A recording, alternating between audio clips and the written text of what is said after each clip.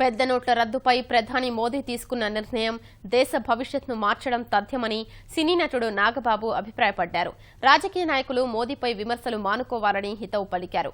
వచ్చే ఎన్నికల సమయంలో ప్రస్తుతం చలామణిలో ఉన్న 2,000 రూపాయల నోటును కూడా రద్దు చేసి కొత్త నోటును తీసుకొస్తే స్వచ్ఛమైన ఎన్నికలు జరిగే అవకాశం ఉందని నాగబాబు మోదీకి విజ్ఞప్తి చేశారు.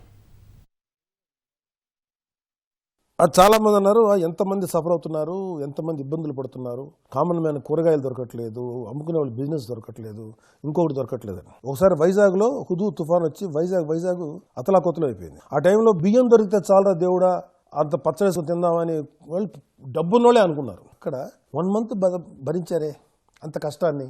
చెన్నైలో అయితే 1 మంత్ పాటు దిగ్బంధనం అయిపోయింది, భరించారే. ఒక దేశానికి అంత కష్టం లేదుగా. ఇప్పుడు ఉన్నారు ఇక్కడ కూడా ఈ ఇష్యూను కూడా కరప్ట్ చేసి ఈ ఇష్యూను కూడా అడ్వాంటేజ్ తీసుకుని ఉంటారు. గ్రేటర్ ప్రయోజనం ఏంటో ఆలోచించాలి.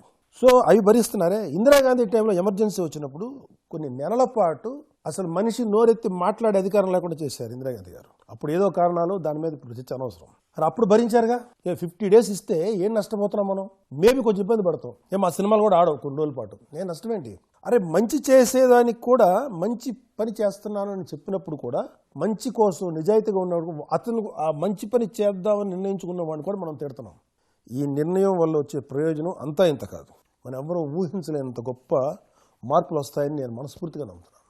భారతదేశానికి మొట్టమొదటిసారిగా స్వాతంత్రం వచ్చిన తర్వాత ఇంచుమించు 70 ఏళ్ల తర్వాత ఈ దేశం బాగుపడటానికి తీసుకున్న ఒక అద్భుతమైన నిర్ణయం. నేను ఇప్పుడు అర్జెంట్గా బీజేపీ పార్టీలో చేరిపోయో లేదా బీజేపీ పార్టీ జిందాబాద్ అని అనేవాడిని కాదు. I'm a fan of Modi, that's all. I'm not fan of BJP. So friends, don't blame Modi. ఆయన తప్పుగా అనుకోవద్దు. ఆయన ఈ ప్రయత్నంలో ఓడిపోయినా ఆయనకు సపోర్ట్ ఇద్దాం. Let us suffer for some time. కొంతకాలం భరించాల్సిందే.